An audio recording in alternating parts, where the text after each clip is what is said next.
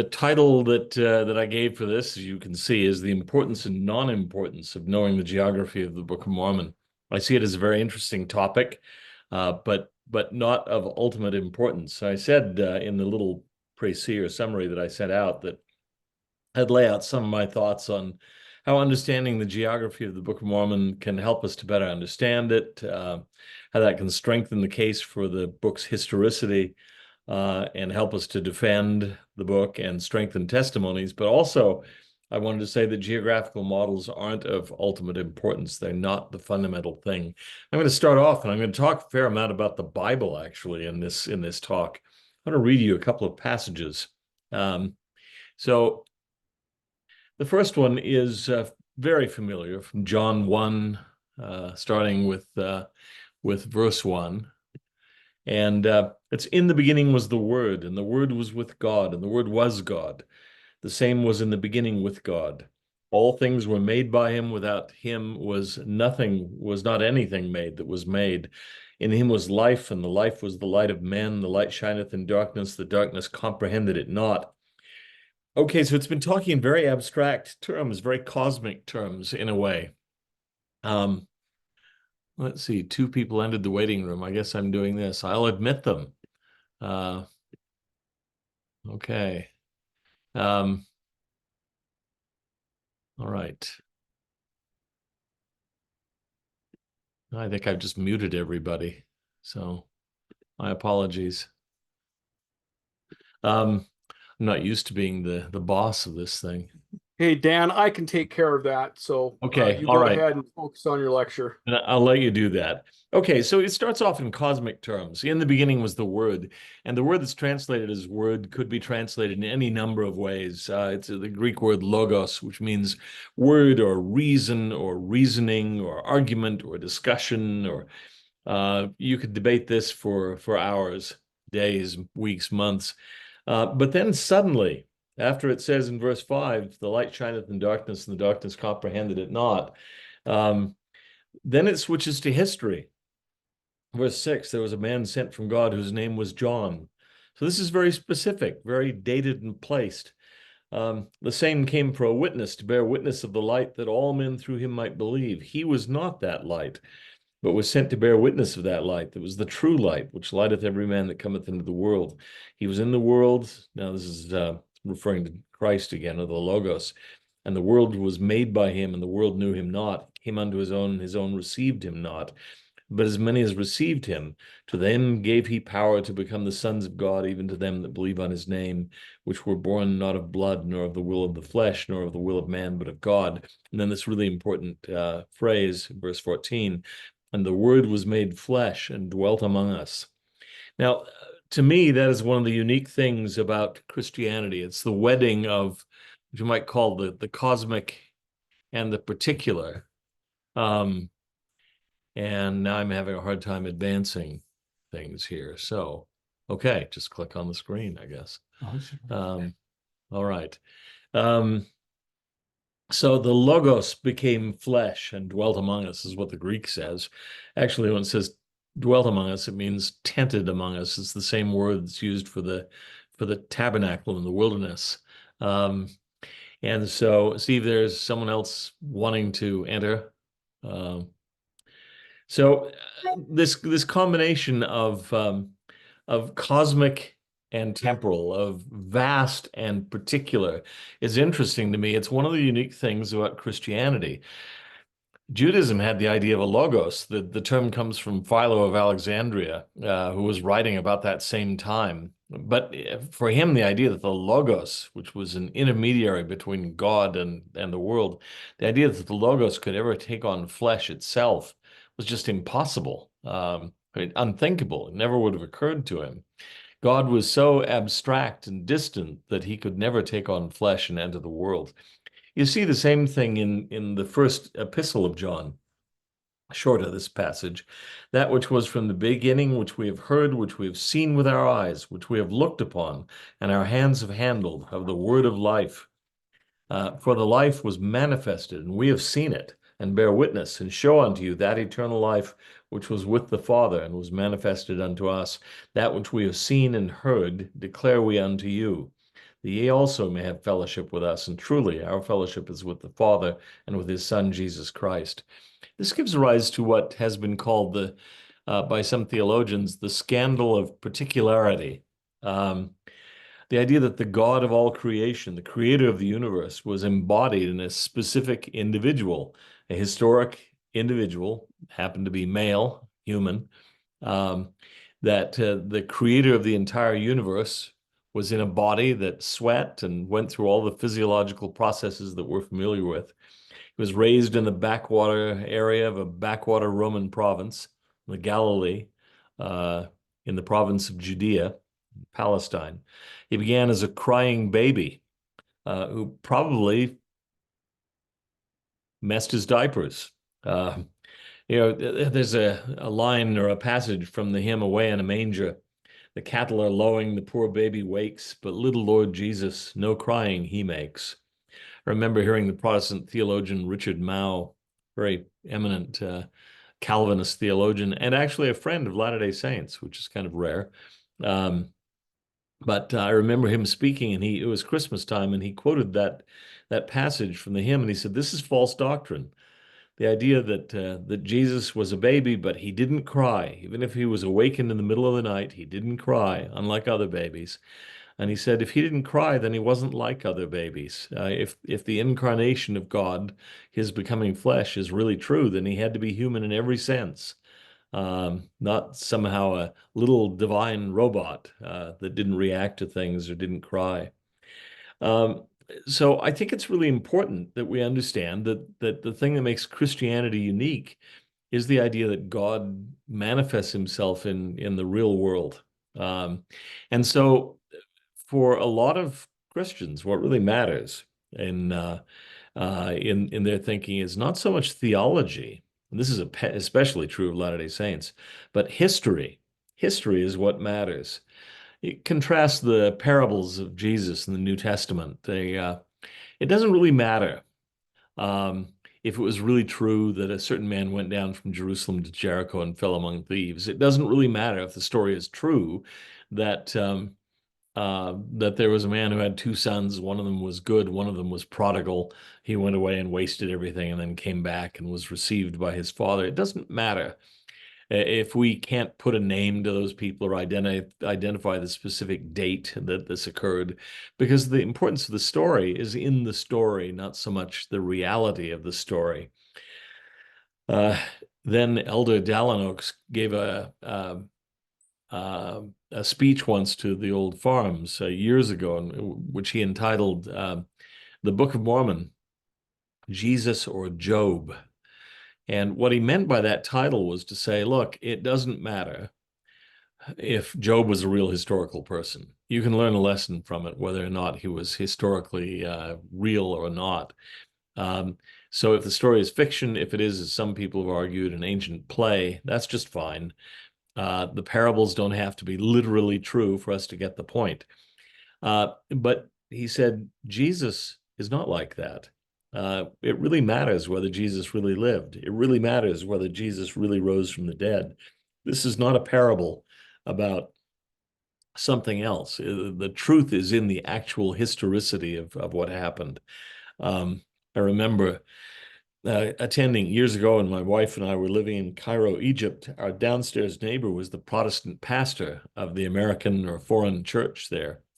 And we would go to hear him speak at Easter time.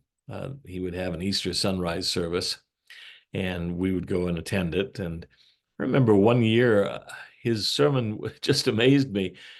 Talked about Easter, gave an entire sermon without ever mentioning the resurrection or Jesus' death on the cross or anything like that. It was all about springtime and flowers sprouting up after the winter, and the weather is turning better again, and so on and so forth. And yeah, it's all true, but that's not really the point of Christianity. It's certainly not the point of Easter. So the history of the Book of Mormon, Elder Oaks said, was the important thing. It's not just a parable. It really matters whether Jesus came to the Nephites. If he did, then the Book of Mormon is a second witness for Christ. If he didn't, if this is just a story that Joseph Smith made up, then it has no historical evidentiary weight at all. But another thing I'd say about historicity is that knowing the setting in which the story takes place can also be very, very important. Um, so, knowing the location of the Book of Mormon. Now, this is the area generally that most scholars agree upon without detail. There are some, of course, who argue for what they call the heartland model of the Book of Mormon, but our group is going to be very much a Mesoamerican group. Um, I'm always willing to be convinced of some other model, but I haven't been thus far, and so I lean strongly toward a Mesoamerican model. It makes sense to me for reasons that we'll be talking about over the next several months. The setting can help us to understand. I'll go back to a New Testament example to start off with. This is from Matthew 16. This is an image of one of my favorite places in the Holy Land. This is Caesarea Philippi. Now it's not the only picture that you take there. This looks sort of dry and rocky and so on, but it happens to be one of the most lush areas in the whole area of Israel. But the lushness and the greenery and the water are not what concern me here. I'll read the passage from Matthew 16 that I like to read whenever we're there. When Jesus came into the coasts of Caesarea Philippi, it's an area called Banias now, named after the ancient Roman god Pan. This Arabic doesn't have a letter P, so Banias. When Jesus came into the coasts of Caesarea Philippi, he asked his disciples, saying, "Whom do men say that I, the Son of Man, am?" And they said, "Some say that thou art John the Baptist, some Elias, and others Jeremias, or one of the prophets." He saith unto them, "But whom say ye that I am?" And Simon Peter answered and said, "Thou art the Christ, the Son of the living God." And Jesus answered and said unto him, "Blessed art thou, Simon Bar-Jonah, for flesh and blood hath not revealed it unto thee, but my Father which is in heaven. And I say also unto thee, that thou art Peter, and upon this rock I will build my church, and the gates of hell shall not prevail against it." Now I think I'll go on and just read the next verse and then go back to it. "And I will give unto thee the keys of the kingdom of heaven, and whatsoever thou shalt bind on earth shall be bound in heaven, and whatsoever thou shalt loose on earth shall be loosed in heaven." Now that story almost certainly took place right in this area. And why is that significant? How does the setting help to understand the story a little bit? Well, when he says, "Thou art Peter, and upon this rock I will build my church," he's standing at the foot of this rock, which is the base of Mount Hermon, the tallest mountain in the area. It's the mountain that forms basically the border between Israel and Lebanon to a certain extent. And so he's talking about rock, and he says, "Thou art Peter." He uses the masculine word Petros because he's talking to Peter. And upon this rock, he uses the feminine word Petra. I will build my church. Now, the gender is important. I don't want to spend a lot of time on this. This is not a New Testament lecture, but the contrast is important. Petros in Greek was a pebble, kind of thing you could skip on a lake. Petra is solid bedrock, like this, the base of a mountain. Think of the ruined city of Petra, of the Nabateans in Jordan. That's Petra. But a little pebble that you can skip is a Petros. And so he's using, I think, as a visual aid, this rock. Now, there's a cave in the rock. You can see it. Actually, you see the niche there, but it's actually to the left of that. You see a cave going back into the mountain. In the old days, the water actually came out of that cave. It doesn't anymore. It comes out a little before it because of an earthquake. But the water was flowing out of that cave. Now, in the ancient world, people thought caves were the gates to the underworld, the gates to Hades, the spirit world. And so for him to be talking there about the keys of the kingdom of heaven, which will bind and loose on earth and in heaven, they extend beyond death. This is a really good place for him to be talking that way. He's actually contrasting Peter, the little pebble, with Petra, the rock, the big rock, like Gibraltar is a Petra. Peter is not that. Peter's a human being. He's going to rebuke him very shortly. "Get thou behind me, Satan," he says, which is pretty rough language for someone he's just denoted as Petros.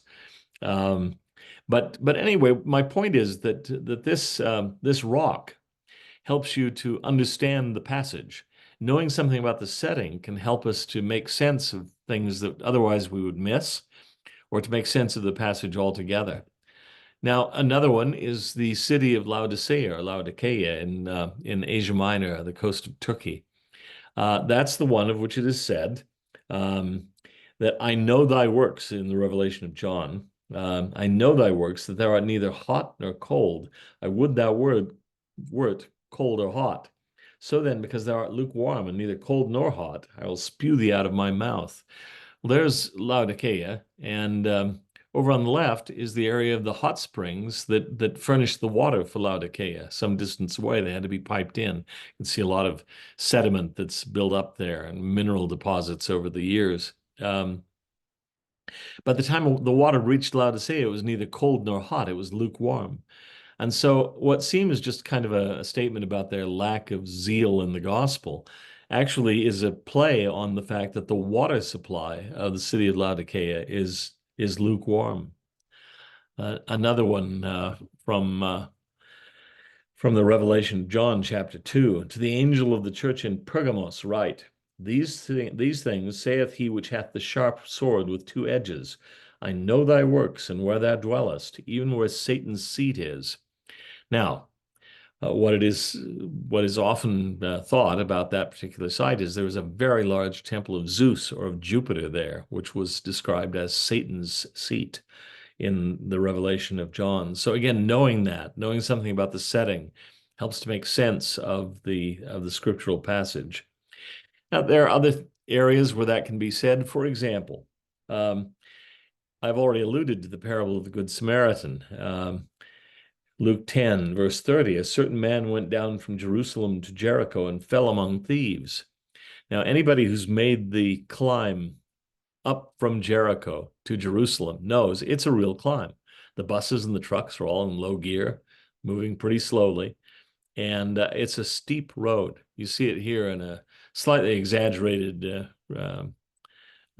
map, topographical side map of the area. You're going down from Jerusalem, which is the top of a mountain ridge, to Jericho, and then to go back up, you have to climb up. Now, it's striking to me, to turn to the Book of Mormon, you see the same thing there, very consistently in the story of Nephi and Laban. When they go up from their father, they go up. Well, here's 1 Nephi 3:9. I, Nephi, and my brethren took our journey in the wilderness with our tents to go up to the land of Jerusalem. They are somewhere down by the Gulf of Aqaba. They're in the Dead Sea Valley, the Great Rift Valley, it's called. It extends all the way down into Africa, the lowest place on the surface of the earth. And so from there, you have to climb up to get to Jerusalem, and it's a serious climb. And very consistently, the Book of Mormon, talking about traveling to and from Jerusalem, talks about going up to Jerusalem and down from Jerusalem. 1 Nephi 5:1, came to pass that after we had come down into the wilderness unto our father, behold, he was filled with joy, and also my mother Sarai was exceedingly glad. We had come down into the wilderness unto our father.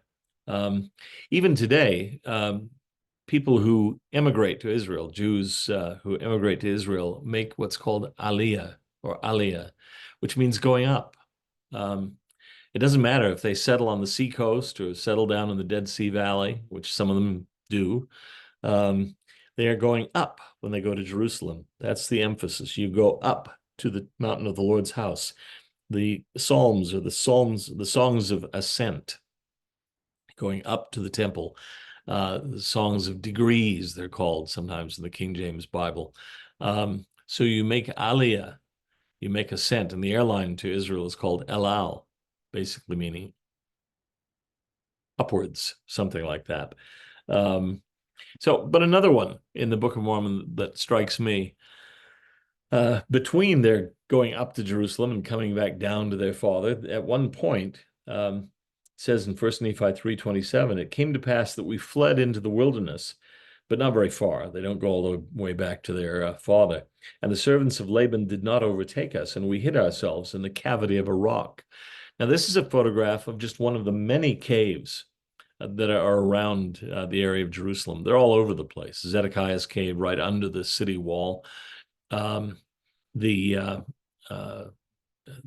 down in Bethlehem, you have lots of caves. We go into them typically on a tour there. You see the cave where Saint Jerome translated the Vulgate Bible, the place of the Nativity, all caves. It's limestone rock and it's just riddled with caves. That's a small detail, but it's interesting to me that Joseph Smith knew of a cave. Now, the Hill Kamura doesn't have caves. It's a glacial drumlin. It's a bunch of basically rubbish, stone and stuff that had been pushed before a glacier and then left behind when the glacier retreated. It doesn't have caves. So Joseph wouldn't have known much about caves necessarily, but there are caves around Jerusalem, and it's very possible that for Nephi and his brothers to hide out in a cave and be missed by Laban's men who are searching for them. Now, I have to say, I've been using old world examples. Our knowledge of the new world is nowhere near as secure as our knowledge of the old world. I'll give you an example of it. Some of you may be familiar with an old pair of documentaries that were done by the Old Farms Foundation for Ancient Research and Mormon Studies. I was involved with some of those. And Journey of Faith, Part 1, concerns only Lehi's travel in Arabia. It's an entire documentary based on that because we can figure out a lot of it. Journey of Faith Part 2 deals with the rest of the Book of Mormon, hundreds of pages, where our geographical knowledge is not as secure, though I think we're getting better at it than we used to be. And there's a reason why our knowledge of the New World is not as secure. The conditions in the New World are rougher. A lot of overgrowth, forests, jungles, and so on that make it really hard to navigate. Now with LIDAR, this new discovery, we may be making some remarkable new progress. But another thing is that the names in the Old World have tended to stay there. They've been passed on over thousands of years, so there was never any real doubt about where Jerusalem was. Even though even there are almost no inscriptions that indicate the identity of the city. And it actually has changed names at least twice that I know of. After the Roman conquest, it was called Aelia Capitolina, and after the Arab conquest, and still among the Arabs today, it's known as Al-Quds, the Holy. But the name Jerusalem persisted. People have always known where it was. And that's true of a lot of the places there. Bethlehem is not obscure because the name has persisted. That's not true in the New World. There's a really fine article on this by my late and much lamented friend, Bill Hamblin, that I recommend to you, as a matter of fact. You might want to look at it. I think it's a brilliant article. It's online. So you'd look under William J. Hamblin. That's his name. And then it's Basic Methodological Problems with the Anti-Mormon Approach to the Geography and Archaeology of the Book of Mormon. So if you just looked up Hamblin Basic Methodological Problems, you'd find it. And he lays out how the situation in the New World is so different from the situation in the Old World, where we have a lot more advantages and a lot more archaeologists working. There are hundreds, if not thousands, of archaeologists that work in the Middle East at just about any given time. And for Israeli archaeologists, it's a matter of packing a sack lunch and going to your site, which is 3 miles away. Mesoamerica is a little harder to deal with than that. But so we don't have as firm a knowledge of the New World as we do of the Old, but there's still a lot to be learned, and I suspect that the more we go there and the more we learn, the better we'll see the picture and the relationship between the Book of Mormon and those places. So the setting can, as I say, give us a sense of concrete reality. Now, I know a person who really doesn't care about historical settings. That's really odd to me. I won't name him. It's a person who's fairly well known in the church, not a general authority, but well known, who came over to Jerusalem a couple of times while I was there, and he frankly admitted that he just didn't care where anything was. He didn't care about seeing the historical sites. To him, what's really important is doctrine. I found that odd. I find that odd. And I think most people see things a little differently. That's why we do tours of the Holy Land and the travels of Paul, and they're popular. And we do the battlefields of the Revolutionary War and the Civil War battlefields. We visit the Alamo. We want to know where these stories took place. We visit church history sites. Now, you don't have to be in those places to be saved, and you can learn the doctrine without ever going there. But the Lord didn't give us, as a revelation, Mormon doctrine. He didn't give us the Encyclopedia of Mormonism. He gave us stories and sermons and so on embedded in historical situations, embedded in stories. Stories aren't about theological abstractions. They're about particular people in particular places.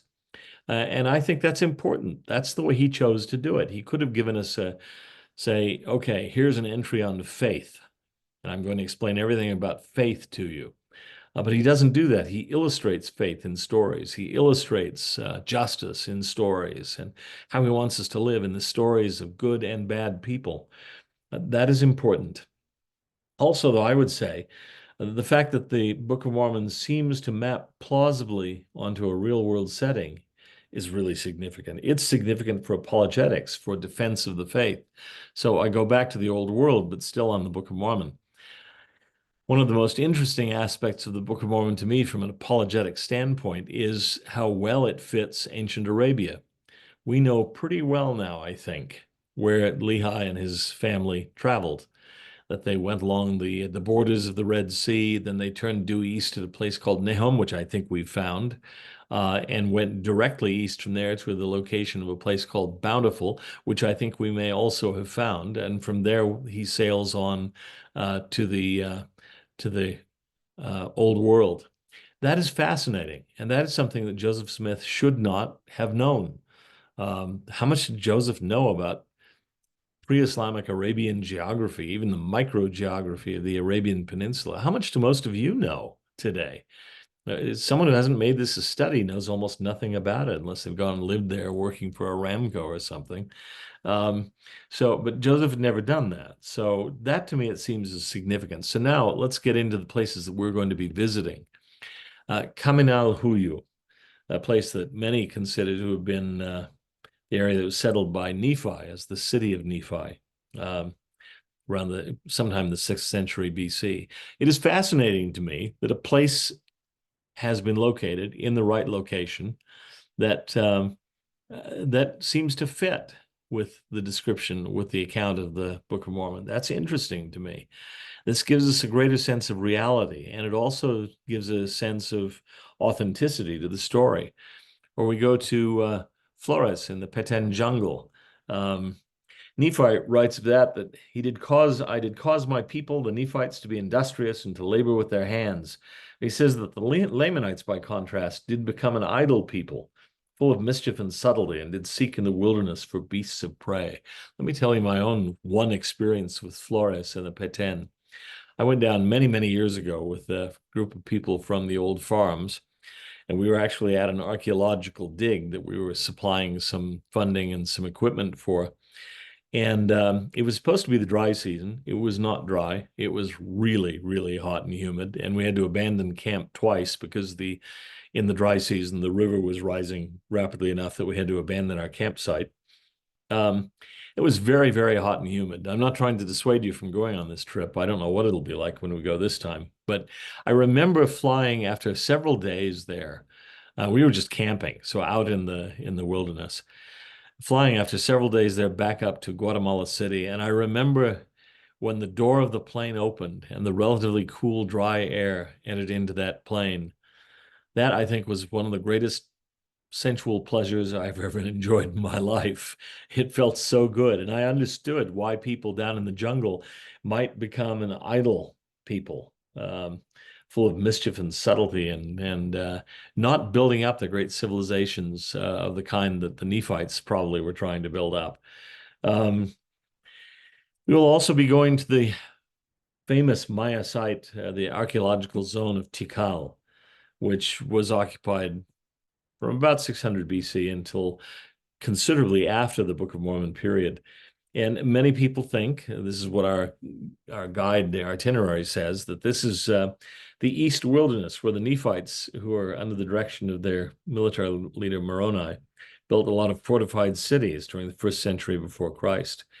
Now, there's an interesting link between Tikal and Teotihuacan, at the close of the Book of Mormon story that, and this is when you have the downfall of the Nephite nation. We'll talk about that just a bit more when we come to Teotihuacan. But one of the things that thrilled Joseph Smith was I don't think he knew where the Book of Mormon took place exactly, but when he began to see images of this kind of structure done by Stevens and Catherwood, just first coming back, those artistic representations of these sorts of sites, he was thrilled, and he saw that as verification of the story, because none of the Indians, the Native Americans around the area where he lived, built anything like that. But this looked like the product of civilization. So again, gives a sense of reality and authenticity to the story. Lake Atitlan. This is one of the most beautiful areas that you're going to see. It's got 3 volcanoes located on the flanks of the lake, and it's an absolutely gorgeous place. That's been proposed by multiple LDS scholars, including John Sorensen, as the site for the Waters of Mormon. That's where Alma organized the church after he fled from the wicked King Noah. That'd be in the 1st century BC in Mosiah chapters 18 and 19. And we're going to go on a cruise on the lake to see where there's an ancient city that was covered by water. That's really striking because Sorensen predicted that Jerusalem would be on the shore of Lake Atitlan, that's where it was located, according to his geographical model.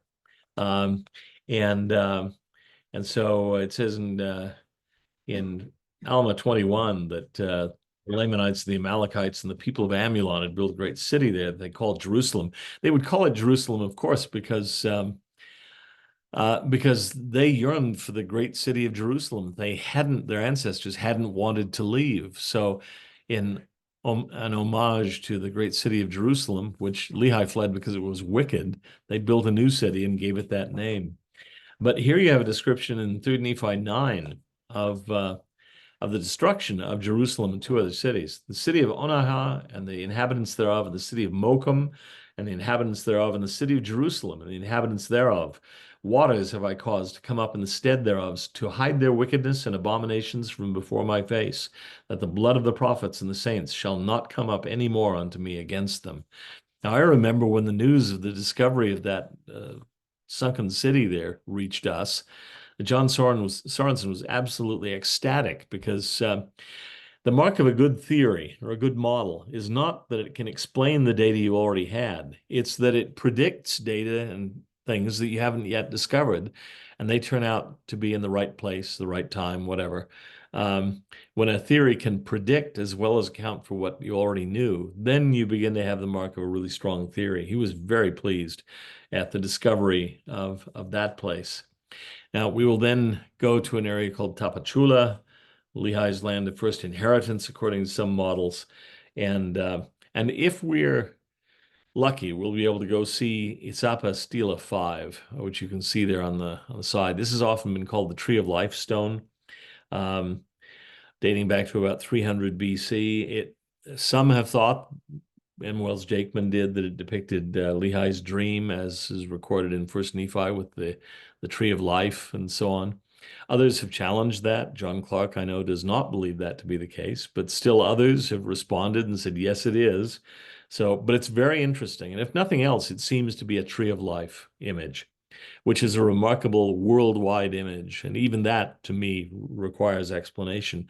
Why do people all around the world have notions like the Tree of Life? Where does this come from?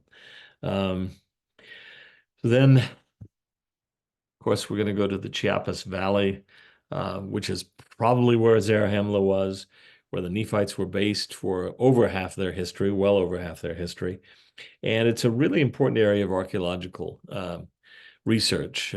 The New World Archaeological Foundation at BYU was established initially many decades ago to work in Chiapas, particularly in the pre-classic period.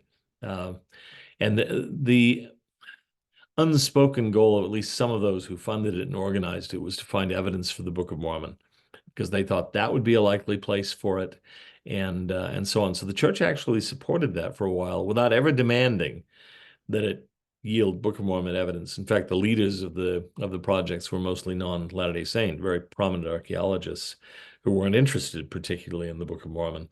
But we will go there, and then we'll go to Chapa de Corzo, possible candidate for the city of Sidom. Again, it's just striking to me that there are cities in the right places, and they have the right kinds of characteristics. For a long time, it was thought, and people ridiculed the Book of Mormon, people who knew about archaeology a little bit and knew about the Book of Mormon, that the Book of Mormon depicted a time of wars and destruction and talked about walls and so on, but they said there were no walls there. The people of the pre-Columbian Mesoamerican region simply cultivated their rice and their bean fields and seemed to live in peace. Well, now we know that the archaeologists were literally, in some cases, stepping right over the walls that they didn't expect to be there and so didn't see. But when you see aerial photographs of them, you can see the cities ringed with walls. We'll go on the Galva River, which since at least Sorensen, maybe Jakeman, I can't remember, has been thought by many to be the River Sidon. There are two rivers that run more or less parallel to each other, the Usumacinta and the Grijalva River. But I think the Grijalva tends to be the one that most people believe to be right. And you see it looks something like a Norwegian fjord here. Enormous cliffs, very impressive things. And you can, we'll do a little bit of sailing on a boat there too. Now, about this area of Chiapas, the itinerary mentions that over 40% of the wild animals in Mexico live in Chiapas state, where the population is only 4% of the Mexican human population. But if you think about it, in Ether, there's a place that says the land southward was preserved for a wilderness to get game. That's amazing, again, that this place with the right characteristics seems to be in the right place. Again, Joseph Smith knew nothing about this. This area was only beginning to be explored then. And so that the Book of Mormon fits these areas so well. I mean, we're still going to learn more, but let me put it this way.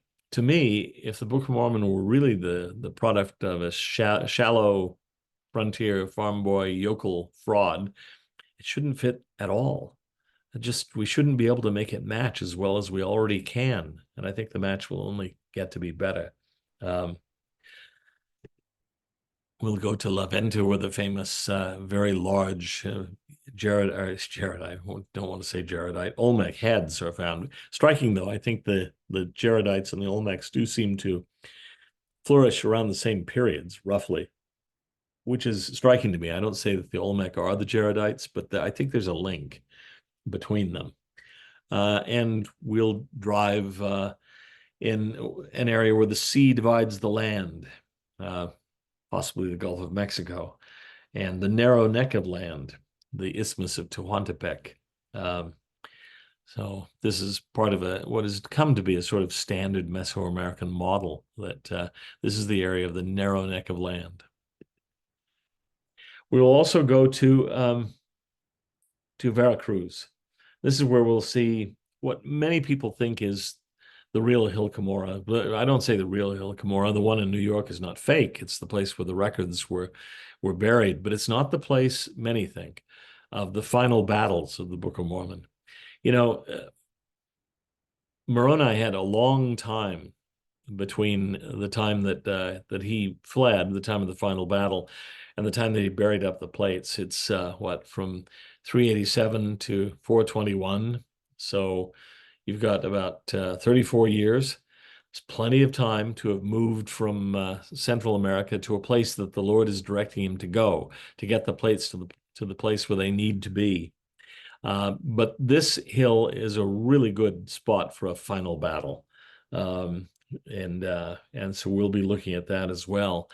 And it fits the Book of Mormon's description, I think, quite well.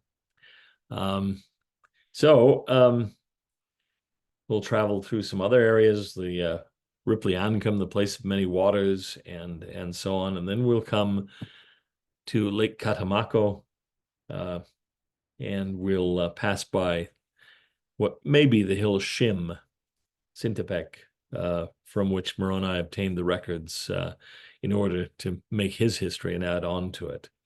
And one of the great places we'll go to is the ancient temple city of Teotihuacan, which was occupied from about 200 BC to about 900 AD. One of the largest populated cities in the world at the time. Some of these cities in Central America rivaled Rome. The area was more densely populated than medieval England. We're only learning how much now, again, with the use of LiDAR. This is where the Pyramid of the Sun and the Pyramid of the Moon are located. It's the most popular archaeological zone near Mexico City. I went there my first and only time before this trip, back when I was still in high school. I was a senior in high school. Well, being an idiot at that time, being 17, I ran up the Pyramid of the Sun, and then somebody bet me that I couldn't do it again, so I did it again. I don't think I'm going to do it twice this time around. So I just don't feel the same urge that I did when I was 17 and stupid. But these are remarkable structures. They're enormous. They are worthy of comparison with the pyramids of Egypt. They're not as tall, but they're enormous. And so our itinerary suggests this may be the place that King Jacob of the Gadianton robbers established in 3rd Nephi 7. And that's interesting because there seems to have been a relationship between Tikal, that area, and this area of the Gadianton robbers, if this identification is right at the close of Nephite history. There was a relationship between those two areas, which could signify a linkage, an alliance between the Gadianton robbers and the Lamanites. But, these things are all very interesting, and I hope that they'll give you a sense, potentially at least, of the reality of the stories and the setting. And maybe I even think if we keep our eyes open, we may notice more points of connection.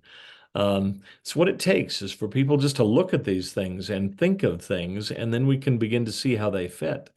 The work that's been done in the old world in the lands of the Bible has accumulated over decades, in fact, centuries, of people going there, looking around, poking around, discovering here and there something that fit a story, that put a story into a new light. So we're just at the beginning of this with the Book of Mormon, a small agrarian church that only now has the luxury to travel to these places and the new archaeological and scholarly tools at our disposal. So there's a lot more to be learned about these places. But I want to close with the idea that geography is not the essential thing. It's not of ultimate importance. Nothing, the way I like to put it sometimes, is nothing depends on knowing the precise GPS coordinates of the Jaredite city of Lib. Nothing depends on that. So I know a fellow who believes, at least he did years ago, that the Book of Mormon story was set in Malaysia. Now, I find that extremely strange. That doesn't make any sense to me.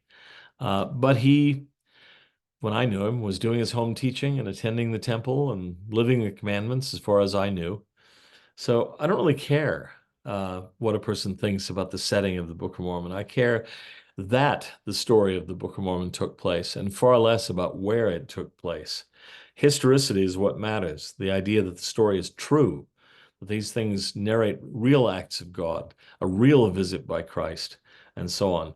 Salvation doesn't depend upon geographical knowledge. An illiterate who can't read a map, can still be saved. In fact, probably many of them will, maybe more so than those of us who can read maps and read. Knowing whether the glacial drumlin that's there by Palmyra is the real hill of the final battles doesn't matter either. I know it's really important to the Heartlanders, and they regard it as almost the central doctrine of the gospel, that Kamura in New York is where those final battles took place. I've gotten literally hundreds of messages from Heartlanders who've pronounced me anathema and declared that I'm throwing the prophet Joseph under the bus and all that sort of thing because I'm not convinced that this was the location of the final battle. I'm not convinced otherwise either. I mean, I'm open to either one of those. It doesn't seem to me to matter much. I do care that there is that there was a real final battle. There was a historical Mormon, and he's recording the history of a real people to whom Christ came. But the exact location doesn't matter to me at all. Likewise, it doesn't matter to me whether Jesus rose from the dead from the garden tomb or from inside what is now the Holy Sepulchre or somewhere else. It doesn't matter. For a long time, I believed that the garden tomb was the place. I now believe, and this is one of my heresies, I now believe it probably wasn't the place. For a little while, I thought it might actually be the Holy Sepulchre, which is a loathsome place and an abomination in many ways. Still, it might be historically the case that that's where Jesus was buried and rose from the dead.